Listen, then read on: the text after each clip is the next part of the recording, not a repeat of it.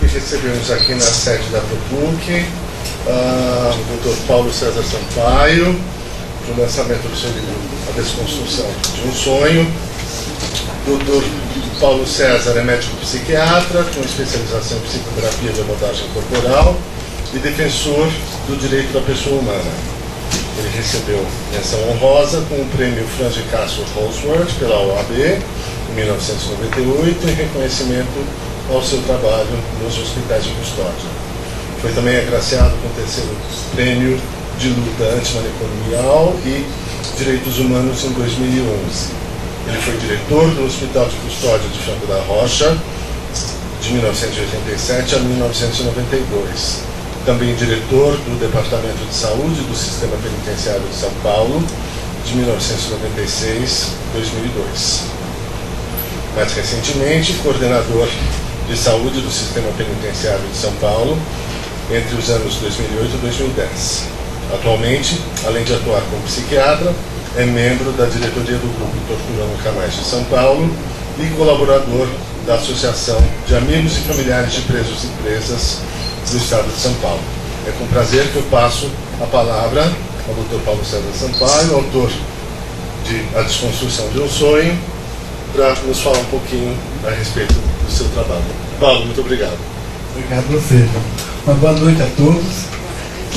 Eu gostaria de falar um pouquinho do porquê que eu fiz o livro, né?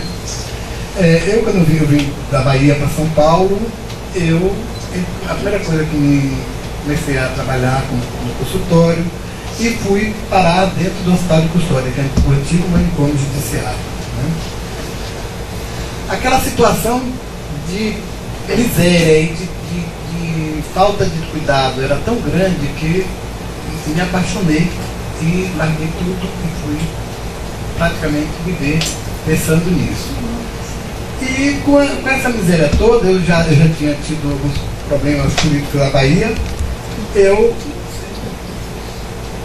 vim para cá e comecei a trabalhar também em direitos humanos, para lidar contra a tortura aqui dentro do Estado. Uma das coisas que me impressionou, eu vou contar alguns casos que assim me impressionaram, que talvez foi isso que uma vez a polícia chegou em Sapopemba, um bairro pobre daqui, e nós fomos lá para ver, a situação foi terrível, os policiais pegaram dinheiro das pessoas de lá, e uma criança de 5 anos, que inclusive a gente escreveu, o irmão dela estava com medo de sair da escola sozinho, e a mãe resolveu ir buscá-lo. Então foi a mãe, o pai, essa criança de 5 anos e o irmão. No meio do caminho encontraram a polícia. E essa criança, que estava segurando na mão do irmão, correu para ficar junto com a mãe. Quando ela correu, o policial provavelmente achou que devia ser uma meliante de grande porte, deu uma rasteira nela, ela caiu no chão e ele pisou na perna dessa criança e fraturou.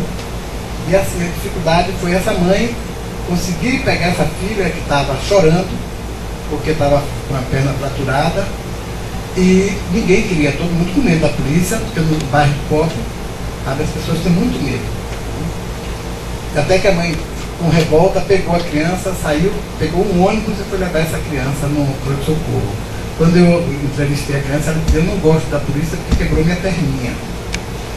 Então, isso marcou, a gente tentou lutar, brigou, mandamos para onde, mandamos para o raio que lutar. Nenhum policial teve nenhum problema. Passou-se um tempo, eu fui também, houve uma denúncia em Jundiaí, nós fomos lá, porque muitos pacientes presos estavam lá, sendo torturados, né? E a gente procurou, e uma das familiares desses presos conseguiu pancar e disse que assinava embaixo que o seu familiar estava sendo torturado, que existia tortura nesse presídio. Então nós levamos para o juiz de Jundiaí, nós lutamos, nós brigamos. E o que é que aconteceu? No dia de visita que essa moça foi visitar seu companheiro, ela foi presa como se estivesse traficando droga. Todo mundo sabia que era mentira, porque foi o delegado que ela tinha denunciado. Tá?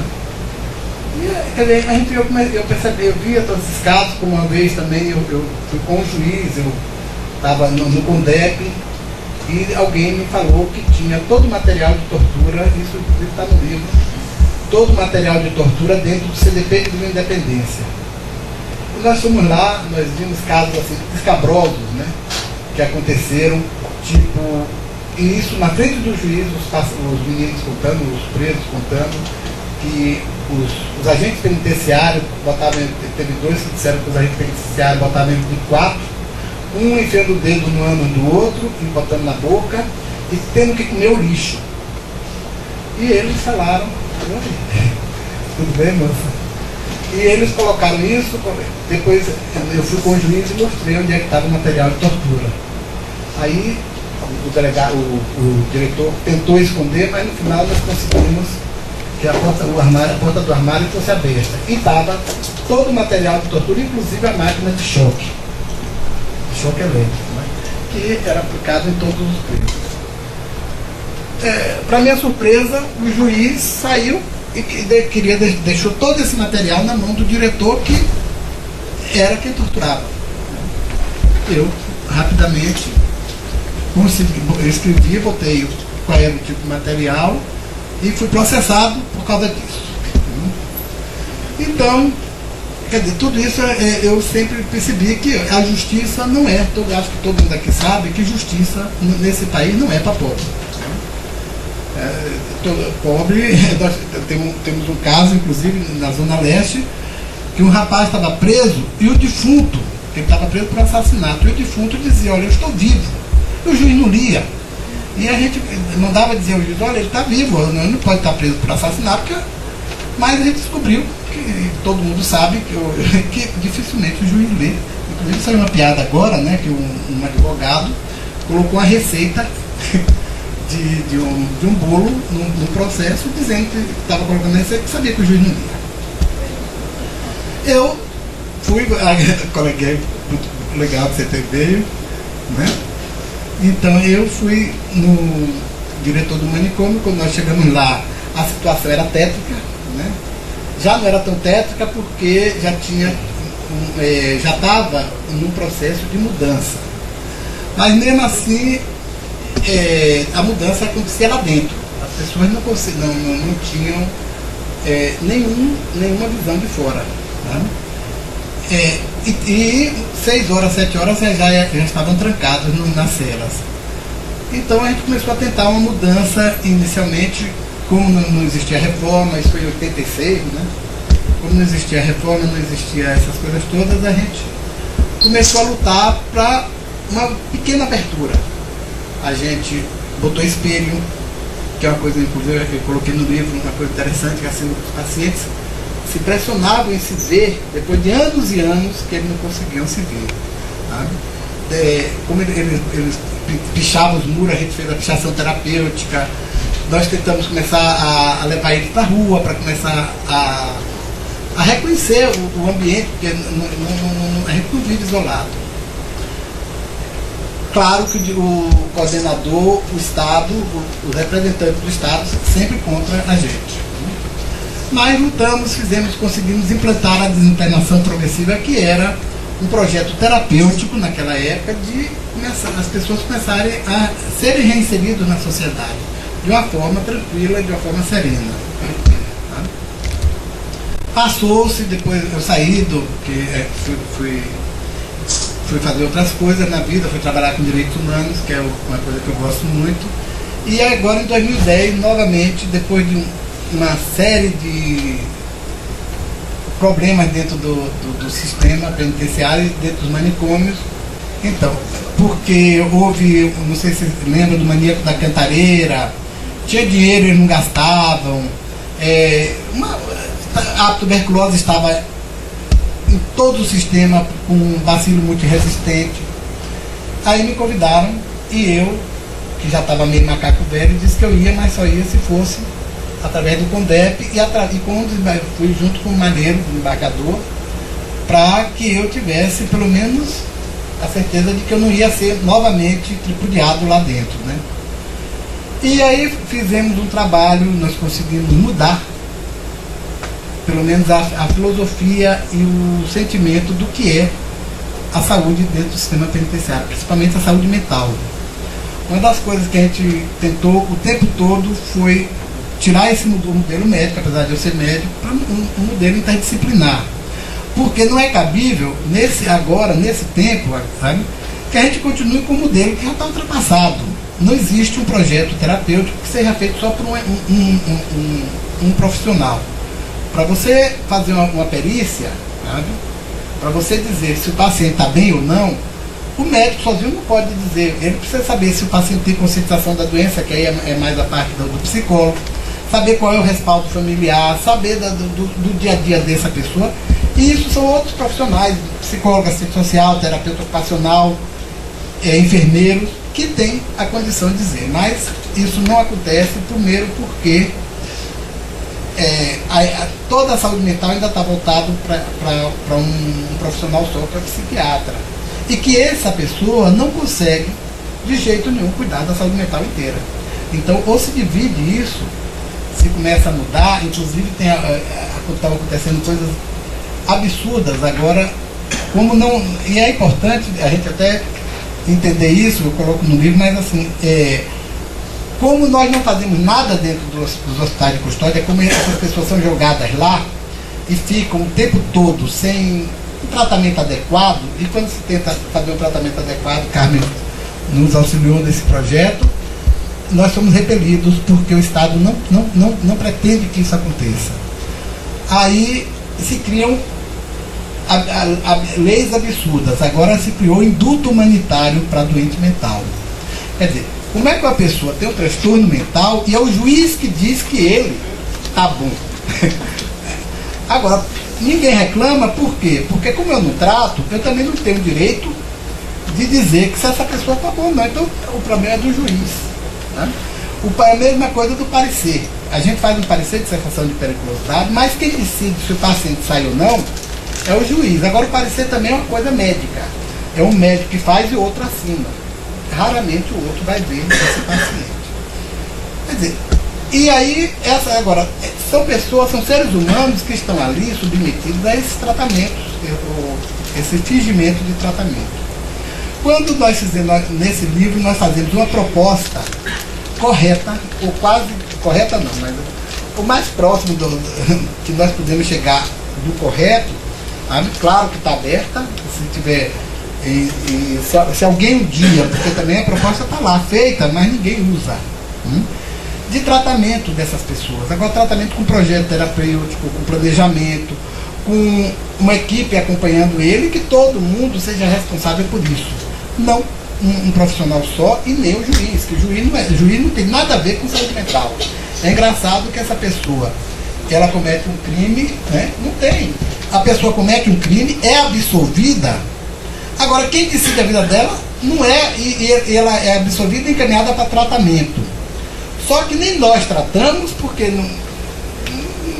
não nos importamos com isso, e no final quem decide é o juiz. Então, quando acontecem as aberrações, como acontece muito, ninguém responde por isso, porque o juiz não responde mesmo, né?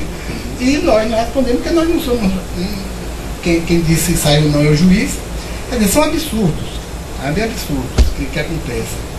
Então, nós fazemos uma proposta, inclusive que a reforma, criticamos também criticamos a reforma que houve, porque a reforma não abrangeu os pacientes de medida de segurança, a reforma não abrangeu os pacientes dependentes químicos, na época da reforma não se colocou isso, e pior ainda, os transtornos sexuais, pedofilia, a gente finge que não existe, sabe? Uma pessoa com transtorno sexual, quer dizer, tá no CID, é uma doença e a gente finge que não existe. Quer dizer, e todo dia acontece pacientes que saem, quer dizer, e que cometem novamente o crime porque não foram tratados. Então a nossa proposta foi mudança disso. No último capítulo eu falo do como é que o Estado se defende, né, quando qualquer pessoa tenta mudar esse status quo que ele mantém e que deve ser útil para algumas coisas, até talvez para corrupção, porque, inclusive, eu cito alguns trechos, eu não falo claramente da corrupção, porque a mim, eu nasci e acho que depois de uma certa idade a gente não consegue mudar. Sabe? Eu sou honesto, sou ético, né? Inclusive eu brinco que eu trabalho em um local em que as pessoas, eu ganho por 12 horas e eu trabalho às 12 horas. Eu sou recriminado pelo meu diretor porque eu não estou cumprindo a norma que é você trabalhar por 12 e fazer 6. Eu não entendo isso e não consigo fazer, então a gente é recriminado. Então nesse 6º capítulo eu mostro como é que o Estado, né, se defende de qualquer pessoa que tente fazer um trabalho decente. Aí por causa desse trabalho eu fui acusado de orgias sexuais, eu, mais algumas pessoas, né, de aliado de Fernando de Beiramar, de roubado, de coisas absurdas, né? E que isso vem processos e mais processos, e como o juiz não lê, e como ninguém está pouco se lixando, se a gente bobear, a gente vai preso sem ser inocente, sabe? Então a forma como eu tive de me defender foi escrevendo e mostrando. Quer dizer, isso é a parte do lixo, como eu brinco, né? Porque o louco criminoso, eles consideram o lixo do lixo. Sabe? Mas mostrando do lixo ao luxo do luxo, como esse país, né, não quer mudança, como esse país, quer dizer, a gente fala de corrupção, então vai ter uma lei anticorrupção. Quer dizer, eu acho que a gente tem que começar a mudar, e mudar de algum lado. Eu fiz minha parte, sabe, tentando mudar essa parte disso que eu conheço. Espero que vocês leiam e que, depois de ler, que, como eu pedi, uma investigação imparcial. Não sei que vai ficar no livro e que mesmo que as pessoas gritem, isso pouco acontece. Porque nesse país é assim. Tá? Agora a gente tem que continuar gritando, como eu disse. Eu já descobri com minha idade que o mal venceu o bem. Mas nem por isso eu vou mudar de lado. A gente tem que continuar lutando, porque quem sabe um dia a gente consegue um rasguinho de luz para que a gente mude um pouco esse país. E que os pobres, eu estou agora, alguém me falou, foi Carmen, né? Que dos índios. Eu agora também estou trabalhando com os índios e assim, estou muito chateado, a gente está angustiado porque eles estão aqui vizinhos nossos no Jaraguá, passando fome, passando necessidade, e um burguesinho qualquer pegou, arranjou uma escritura meio fajuta, né?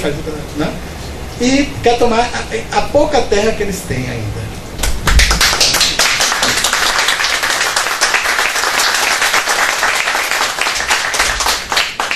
E o Paulo, para mim, é um exemplo de coragem. E não é porque ele está aqui, porque ele escreveu o livro, porque se eu não achasse eu não ia falar. Assim, as coisas que ele fez, o que ele conseguiu de mudança no sistema prisional, na saúde do sistema prisional. Então, assim, são mudanças que permanecem, que foi de 2008 a 2010, o período que ele ficou. Infelizmente ele saiu, eu nunca me conformei dele ter saído. Essa é a parte da bronca que eu dou nele, porque de repente eu fiquei na mão ali, eu continuei e não tinha mais o Paulo, que era uma pessoa que fazia toda a diferença na mudança. Então nunca me conformei dele ter saído, não concordo com as razões dele ter saído nem nada. Mas enquanto teve, promoveu mudanças que duram até hoje. Então não só na saúde mental, com propostas novas de tratamento que não existiam até então, como a colônia um setor dentro do hospital de custódia do Franco da Rocha para tratamento de drogadição, por adição do paciente, por falta de remédio com abstinência total, e isso assim, bancando sozinho, em razão da coragem, entendeu? Que pacientes fugissem, porque o local onde foi criada esse lugar para os drogaditos era um local de fácil acesso à liberdade, no presídio, que é um hospital de custódia no estado de São Paulo, em qualquer estado do Brasil. Então, tudo isso foi feito realmente com muita coragem. Uma outra coisa que foi feita não existia hospital no sistema penitenciário, existia uma falta de médico absoluta. Ainda existe uma falta absoluta de médicos dentro do sistema prisional, porque existe uma diferença no pagamento dos profissionais da saúde da Secretaria de Administração Penitenciária com os profissionais da Secretaria de Saúde. Então, abre concurso, não tem médico inscrito para o concurso, porque ninguém tem interesse não só de trabalhar com preso e ainda ganhar menos, aí tem menos interesse ainda, né? Então, o que o Paulo fez foi fazer um convênio com a Fundação Santa Casa, criou o hospital do sistema penitenciário que existe hoje ali no Carandiru, onde chama Centro Hospitalar do Sistema Penitenciário, que funciona com os médicos da Santa Casa que dão atendimento lá, e funciona até hoje, e enfim, foi uma forma encontrada de que os presos tenham atendimento médico efetivo. São realizadas cirurgias, são realizadas consultas ambulatoriais, internação. Essa é uma das conquistas do Paulo durante o período que ele teve lá na Secretaria de Administração Penitenciária. E para conseguir isso, o hospital que existia, que era um arremedo de hospital, era dominado pelo PCC. Então eu lembro a primeira vez que nós entramos lá, que eu fui com o Paulo, assim, que ele assumiu, nós fomos ver o hospital e corria o boato de que lá não entrava doente. Era o hospital penitenciário que não entrava doente porque o PCC não deixava. Então a gente entrou no que era o hospital, só tinha cadeirante e eles estavam falando celular, assim, a gente foi entrando, né? Não tem celular, enfim. Tem celular em presídio, né? É ridículo achar que não tem, que vai não sei o quê. Não, tem, todo mundo sabe, mas era o descaramento total, né? A gente entrando e todo mundo falando no celular. Pera um pouquinho, eu vou desligar o celular, punha embaixo da perna e tal. E aí o Paulo falou assim, olha gente, aqui nós vamos fazer um hospital. Aqui não, doutor. Aqui não. E fez, tirou os cadeirantes. Ele fala, eu aprendi com o Paulo isso. Lugar de cadeirante não é no hospital. Cadeirante não é doente. Só vem cadeirante para o hospital quando ele estiver doente. Então tirou todos os cadeirantes, tirou o PCC do hospital, e hoje o hospital a parte médica é da Santa Casa. E não precisa ser de nenhuma facção criminosa, basta ser doente e estar no sistema prisional para ser atendido lá. É uma conquista do Paulo. Eu tenho toda uma admiração pelo trabalho que ele fez, tive o privilégio de poder participar desse trabalho de várias formas, e deixo aqui consignado o meu protesto dele ter abandonado o barco, que eu não me conformo. Obrigada.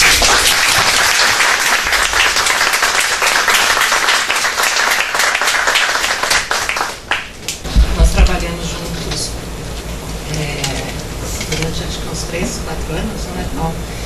Em um hospital psiquiátrico, e lá, por coincidência, quando o Paulo foi trabalhar no hospital, ele entrou em contato para uma vaga que nós tínhamos, e nós conversamos por telefone, né? Ele vinha de uma outra unidade para lá, e na ocasião eu estava substituindo o diretor, então o primeiro contato foi com o Paulo. Nós ficamos um tempo grande conversando, e para minha surpresa, naquele momento o Paulo dizia o problema da reforma psiquiátrica é justamente depositar parte, ou se não total, o tratamento psiquiátrico na mão de médicos. Então o problema da reforma psiquiátrica são os médicos. E, para minha surpresa, né, como psicóloga, e atuando na saúde pública já há algum tempo, né, fui por acaso na saúde pública, mas acabei ficando, né, e ouvindo isso de um médico pelo telefone. Nós rimos e eu dizia, bom, é você quem está dizendo, não sou eu. E, na verdade, é uma grata surpresa, né? Foi uma grata surpresa durante todo o tempo que nós trabalhamos juntos, divergimos de monte em uma série de aspectos, mas convergimos principalmente nos ideais e na forma de pensar uma proposta psiquiátrica, de tratamento psiquiátrico de fato humanizado e de fato pautado pela ética, não só a ética em relação ao tratamento, mas principalmente a ética na relação humana, né, entre os profissionais e o verdadeiro trabalho em equipe. Né. Ao ler o livro, né, do Paulo, o que mais me chama a atenção, e eu disse isso a ele, primeiro da coragem, como a doutora Carmen diz, não é qualquer um, né, principalmente na condição de um diretor de uma unidade hospitalar e principalmente do sistema penitenciário, para poder enfrentar determinadas dificuldades de peito aberto e dizer, não, vamos apostar naquilo. Não, isso não é para todo mundo. Mas são poucos os que de fato têm coragem de ir contra todo um sistema estabelecido e dizer, vamos fazer diferente. Fazer o mesmo é muito fácil. Não ir contra o sistema é muito fácil, é muito tranquilo. Fazer perfumaria também está cheio por aí, né? E a gente sabe disso. Né? Fazer, de fato, enfrentar os problemas que estão aí a partir da reforma psiquiátrica, esse, de fato, é um problema bastante difícil de ser enfrentado. A proposta que o Paulo implantou e que ele traz no livro, dentro do sistema psiquiátrico, já não é fácil acontecer.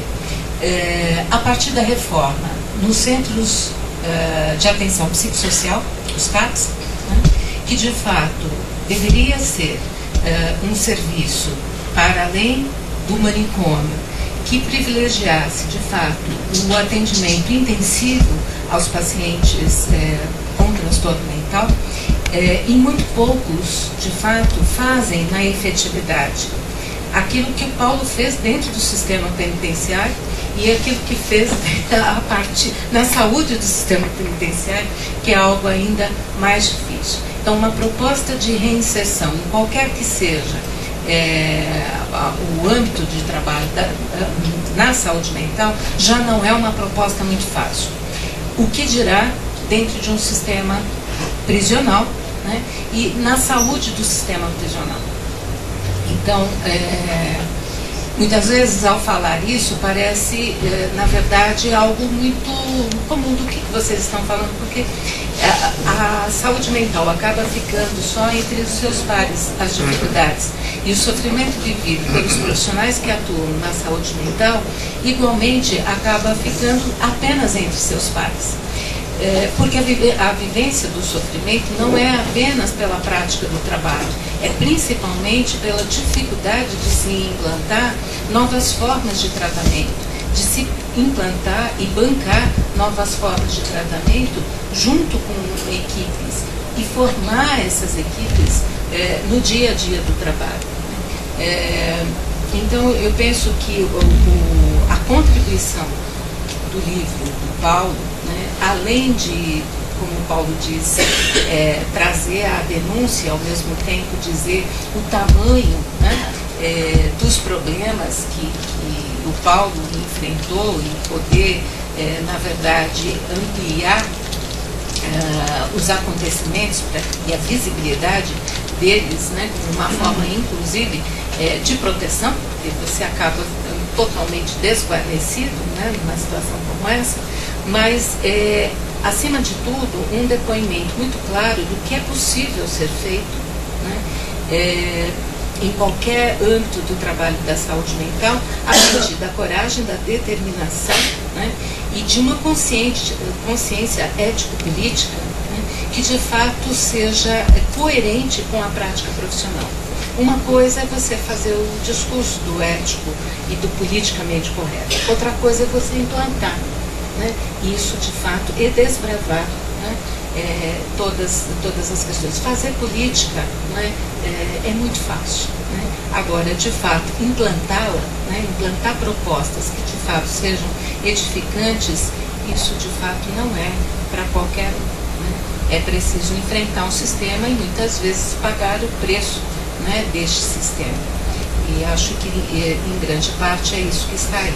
Fiquei muito feliz também de ter sido convidado para participar desse evento, porque com muito entusiasmo eu li o seu livro e percebi a energia que você depositou nessa causa de maneira quixotesca mesmo, né?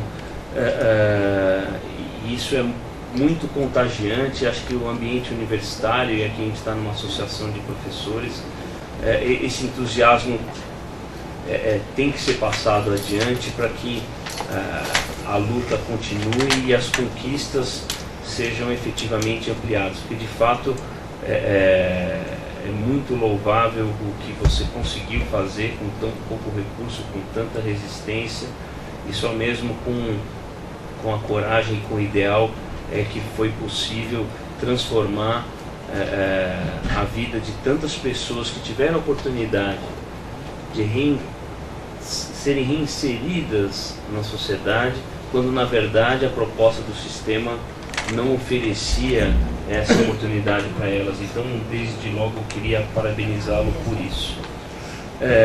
Bom, o meu papel aqui de tentar destacar alguns pontos do seu livro e fazer algum contraponto com a disciplina que eu leciono, com o que eu me interessei em fazer na academia.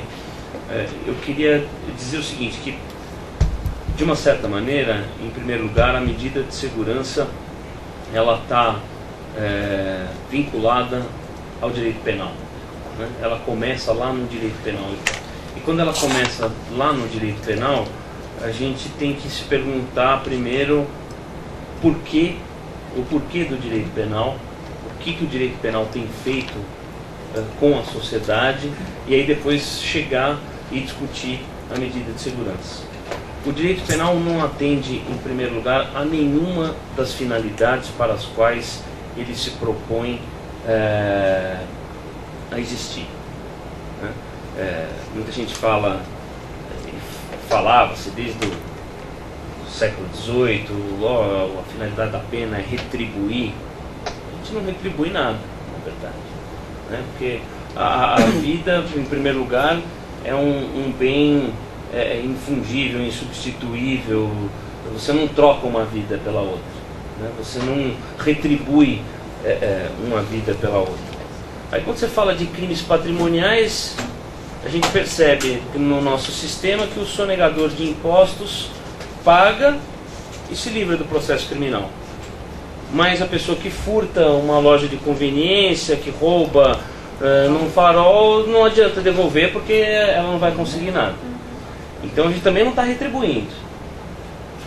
Prevenir, muito menos, né? Diz que a missão do direito penal é prevenir a ocorrência de novos crimes. Isso é uma mentira, né? Primeiro que a gente não sabe, né, a criminologia usa uma expressão que se chama cifra negra, que é a quantidade de crimes não notificados às autoridades públicas. Todos nós já fomos vítimas de crimes e muitas vezes não notificamos a autoridade pública, então a gente já não sabe nem quantos crimes são praticados, que dirá quantos crimes não são praticados e por qual motivo. Saber se a pena é que motivou o sujeito a não praticar um crime. E aí eu pergunto para vocês aí, por que vocês não praticaram um crime hoje? Né? Hoje mesmo? Bom. Contravenção, né? Mas talvez tenha deixado de praticar alguns, não praticou só alguns, né? A nossa legislação penal tem mais de 1000 crimes, então tenho certeza que você não esgotou hoje a sua atuação. De qualquer forma, o crime é multifatorial, não é possível nós determinarmos, olha, foi este motivo, foi aquele outro motivo. É um fenômeno altamente complexo. Então essa ideia da prevenção, ela é intangível. Nós não conseguimos saber o porquê que as pessoas praticam ou não praticam. A gente pode ter uma ideia, pode ter um panorama, mas é muito difícil estabelecer uma razão para a prática do crime. Isso tem a ver com a pessoa que tem também transtorno mental, né? Depois, ressocializar. Todo mundo diz, ressocializar. Você vai ensinar o sujeito a se comportar de acordo com o mínimo ético social fora do ambiente social. Então, como é que se ensina a pessoa a se comportar em sociedade fora da sociedade? É uma contradição também em termos. Então, o direito penal, dizia um professor já falecido, o direito penal, quando muito, serve para a gente estudar. Mais do que isso, é difícil a gente... E aí, quando nós chegamos com a ideia da pessoa que praticou o crime, ele é sempre o outro, né? Nós não nos vemos na pessoa que pratica o crime, no chamado criminoso. E a partir desse antagonismo que nós, indivíduos, fazemos em relação àquele que pratica crime, essa pessoa que praticou o crime deixa de ser objeto da nossa preocupação. Porque de um jeito ou de outro, as nossas preocupações são quase sempre autorreferentes, autobiográficas, egoístas. Então a gente se propõe a compreender aquilo que a gente faria. Aquilo que a gente não faria, a gente não compreende. Isso não é compreensão, é autopiedade, né? Então, quando o preso é o outro, o criminoso é o outro, a pessoa que tem transtorno mental é o outro, eu não preciso mais me preocupar com essa pessoa, né? É uma preocupação que não dá voto. A gente, quando participa de debate sobre o sistema carcerário, encarceramento em massa, a gente diz, não, o preso é o último da fila das prioridades. Não, não é o último, ele é o penúltimo. O último é a pessoa com transtorno mental que está num hospital de custódia. O preso é o penúltimo, né, das prioridades do Estado. E não dá voto justamente por isso, né? Porque a gente se queixa muito do Congresso, e claro, guardadas as distorções do nosso sistema de financiamento privado de campanha, que provocam um sem número de malefícios no sistema de representação, mas parte do Congresso é o espelho do que nós somos, né? Então, se hoje o legislador legisla contra a saúde mental, contra a recuperação das pessoas, contra a reinserção social, é porque nós assim queremos, de alguma maneira, né? Então é preciso que essa discussão alcance a sociedade, de um modo geral. Enquanto nós não evoluirmos enquanto indivíduos e sociedade, nós vamos continuar a aplaudir pessoas como o Paulo, que de maneira quixotesca mesmo, conseguem transformar uma parte do universo, mas na verdade, perto daquilo que é preciso ser feito, a gente precisaria de 1000 Paulos para começar a ter mais escala na melhora do tratamento da pessoa com transtorno mental dentro dos hospitais de custódia, né? Eu não quero falar demais, mas dar microfone na mão de advogado é um perigo, né? A medida de segurança, o que é a medida de segurança? É a aplicação de um suposto tratamento a uma pessoa que ou não tinha condições de entender o caráter ilícito da sua conduta, então ela não sabia, não consegue entender que aquilo é um crime, ou entendendo que aquilo é um crime, ela não consegue se autodeterminar para agir de acordo com aquele entendimento. Primeiro que isso já é uma coisa muito difícil de determinar, porque saber se a pessoa era ou não capaz é um exercício de retrospectiva. Você tem que entender se o sujeito era no momento da prática do fato, não no momento que você examina. Isso já é muito difícil, já provoca um sem número de distorções nessa avaliação. E aí depois a gente delega esse suposto tratamento à figura do juiz. O que o juiz sabe de saúde mental? Nada. Né? Muito provavelmente, se o juiz soubesse mais de saúde mental, provavelmente ele pediria para sair da cadeira e ir embora para casa. Porque precisa ser muito louco para contribuir para o funcionamento desse sistema. Né? E aí o juiz, nós temos um problema, não vou entrar em detalhes jurídicos e técnicos aqui e tal, mas quem tem que saber o que é preciso fazer com aquela pessoa, qual é o projeto terapêutico que tanto você reivindica nas suas manifestações, no seu livro, é uma equipe multidisciplinar para cuidar de saúde mental. O juiz não tem condições de saber, mesmo que ele tenha boa vontade, boa intenção, ele não tem condições de saber. E a lei, de uma certa maneira, vai engessando o juiz, porque a infração de determinada gravidade sugere internação. O que tem a ver a internação com a infração?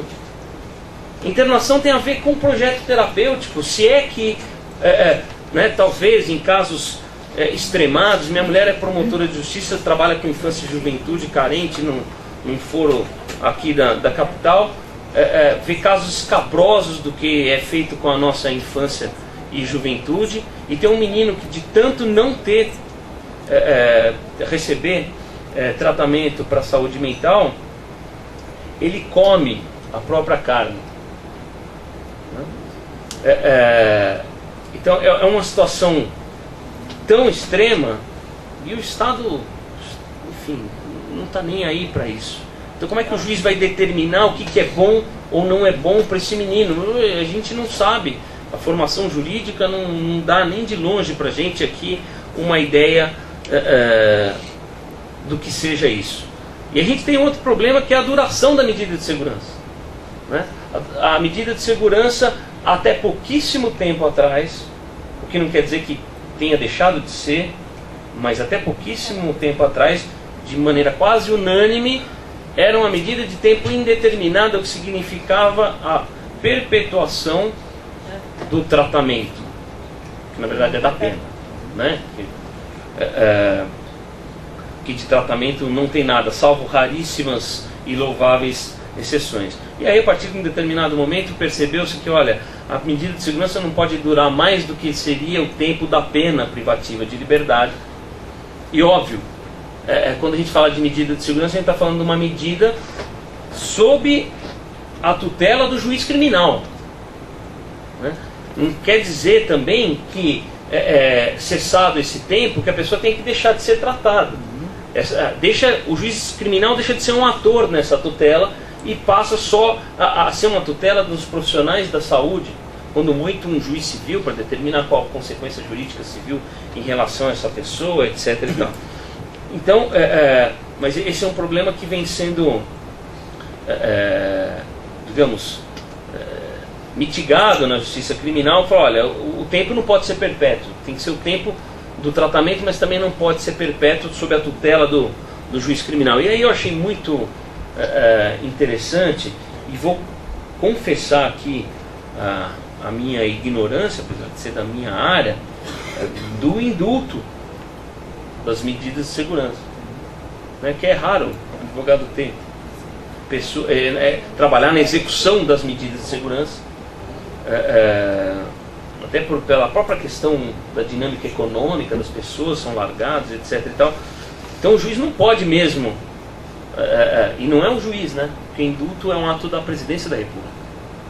A presidência da República decidir quando a pessoa deixa ou não deixa de ter transtorno mental para depois sair, sabe-se lá em que circunstância. E ninguém está querendo que as pessoas fiquem encarceradas, aprisionadas. A ideia não é essa. A ideia é que o tratamento, e isso foi o que o Paulo pontuou aqui no livro, eu achei muito interessante. Queria só levantar algumas outras questões. Acho muito bacana os relatos das histórias bem-sucedidas que o Paulo trouxe aqui no livro, da desinternação progressiva, porque isso mostra para o Poder Judiciário, para o cidadão, né, que é possível ter esperança nessas pessoas. E quando a gente diz é muito difícil, né? Nós que não conseguimos incluir o portador de transtorno mental na nossa sociedade de um modo geral. Então, vi de crianças portadoras de deficiência intelectual. O meu filho mais velho é autista. Que escola está preparada hoje para receber uma criança autista? Então a gente já não inclui quem não cometeu crime nenhum. Quem cometeu, então aí é que ninguém está mesmo disposto a incluir. Então essas histórias são histórias verdadeiras, né? Isso aconteceu. O que não quer dizer, obviamente, que todos os tratamentos, todos os projetos terapêuticos deram certo. A gente sabe que não. Mas o que o Paulo está mostrando não é uma Shangri-La, mas está mostrando um caminho do que é possível fazer e do que a gente não tem feito, né? Outra coisa muito importante que você colocou, Paulo, a necessidade de vinculação do hospital de custódia à Secretaria de Saúde e ao sistema do SUS. Porque se isso é uma questão de saúde, isso não tem que estar vinculado à Secretaria de Segurança Pública, Secretaria de Justiça, que nada entende e não dispõe do aparato estatal para dar seguimento às necessidades desse tratamento, né? Então isso é urgente. A vinculação dos hospitais de custódia à Secretaria de Saúde e ao sistema do SUS é urgente. A gente prefere investir no encarceramento em massa, né? De excluir e segregar aquilo que é incômodo. Então, uma criança que não se comporta de um jeito típico numa sala de aula é um incômodo para a escola. A escola não quer essa criança. Ela quer a criança da cartilha, né? Aquela que segue. Quando na verdade, o que nós somos? Nós somos todos diferentes e iguais por conta, inclusive, das nossas diferenças, né? E se nós não encontrarmos caminho para incluir essas pessoas, a gente está matando um pedaço significativo da nossa própria humanidade, né? Então eu queria de coração aqui agradecer a oportunidade e parabenizar você, Paulo, por tudo que você fez e pelo legado aqui do seu trabalho e do seu livro. É com muita satisfação, alegria, poder estar aqui nesse momento, né? Quando Paulo, desde de janeiro, quando a gente conversou, a ideia era trazer o debate desse livro para a ProPuc. E a semana passada, retrasada, eu tive que fazer uma cirurgia, não consegui chegar à leitura do final do livro. Eu falei, então eu vou ficar lá na plateia, não vou sentar, não vou coordenar, e que bom, vou poder ouvir. Mas o Paulo insistiu para eu estar aqui, para eu conversar um pouquinho, então eu também vou dar o meu depoimento, né? Em primeiro lugar, eu quero dizer que conheci Paulo, assim como Lúcia esteve conosco, por ocasião da organização da Rede de Proteção aos Militantes Ameaçados de Morte, que naquele momento, o Wilson, que está aqui, né, também no seu mando, foi um dos companheiros que estava ameaçado, assim como hoje, mais de 1000 pessoas estão ameaçadas nesse país. E iniciamos um processo naquele período, não é? Vários companheiros ameaçados de morte vieram no Tuca dando o seu depoimento, e efetivamente eu penso que vai colocar a nu, não é? O processo de barbarização da vida que nós estamos vivendo nesse país, né?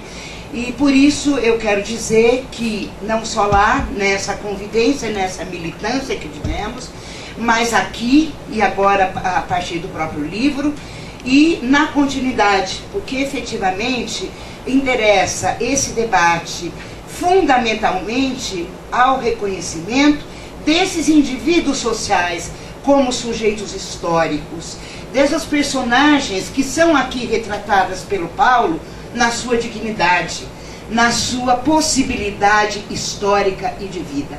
E, infelizmente, como dizia o velho Marx, as ideias dominantes de uma dada época são as ideias da classe dominante, e grande parte ainda da burocracia, do Estado e das universidades reproduz as práticas moralistas, reproduz as práticas punitivas, nós vivemos no Estado de Direito, mas as medidas de tortura ainda permanecem. Aquilo que deveria ser momentos, espaços de saúde pública, elas são expressão cotidiana da barbárie, elas são expressão cotidiana da violência, elas são expressão cotidiana do não reconhecimento. Eu penso que aqui, nessa mesa, vocês que trabalharam diretamente com isso, deram depoimentos, quando a Lúcia vai mostrando, quando o Paulo e a própria Carmen vão mostrando a importância do trabalho interdisciplinar. Nós temos que romper com essa lógica positivista, não é? Essa semana ainda discutimos, ontem, aliás, ou hoje, eu já não sei mais, porque tanta coisa a gente faz, mas foi ontem que a gente discutiu. Onde, enfim, numa negociação de acordo coletivo de trabalho, se discutia, mas tal professora foi fazer pós-graduação na sua área, portanto ela não pode ter bolsa. E a gente dizia, ela tem que ter bolsa sim, porque a interdisciplinaridade, o conhecimento, ele não pode ficar ensimesmado nas caixinhas. A formação profissional não pode estar à mercê da burocracia e à mercê dos ditames que vão na direção oposta da emancipação humana. Então, tudo isso que eu estou trazendo aqui é para dizer que o livro do Paulo, ele não é? Eu li essa semana, afinal, por que Marx e Engels gostavam tanto de Balzac, apesar de Balzac ser um monarquista, e eles diziam, aprendi com Balzac muito mais do que aprendi com jornalistas, com historiadores, e eu diria, vamos aprender muito mais com este livro, que ele é uma expressão da vida cotidiana desses sujeitos históricos, do que muitas vezes com livros que na realidade vão na direção oposta e na negação do próprio direito, da própria vida. Isso que o Léo colocou, quer dizer, qual é a nossa luta e a nossa perspectiva emancipatória? É que a gente lute por liberdade, que a gente lute por igualdade. E efetivamente nessa luta por liberdade e igualdade significa o reconhecimento de indivíduos sociais que são diferentes, que têm transtornos, que estão com a dependência química e que não podem ser tratados numa questão punitiva, moral, conservadora, mas eles têm que reconhecer como parte da sua própria vida e são parte do processo de tratamento, que eu não chamo de cura, mas parte do seu processo de reconhecimento, que a saúde não é a cura, não é a presença de doença, mas é efetivamente as condições objetivas de saúde, de educação, de moradia, de trabalho, de respeito, da livre orientação sexual, das relações afetivas como possibilidades humanizadas. E nesse sentido, esse livro trabalha tanto a objetividade, que são as condições materiais, do empobrecimento da grande maioria da classe trabalhadora nesse país, mas dos elementos da maior sensibilidade, da subjetividade, que é quando essas pessoas sequer podiam ter um espelho e o espelho está lá.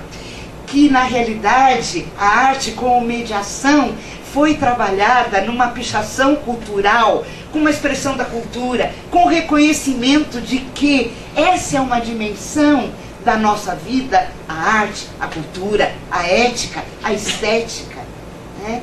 A forma da literatura e do realismo crítico e literário que o Paulo traz não é uma análise burocrática descritiva, mas ele parte do movimento da realidade, do sofrimento real das pessoas na negação do direito e na negação desse próprio tratamento.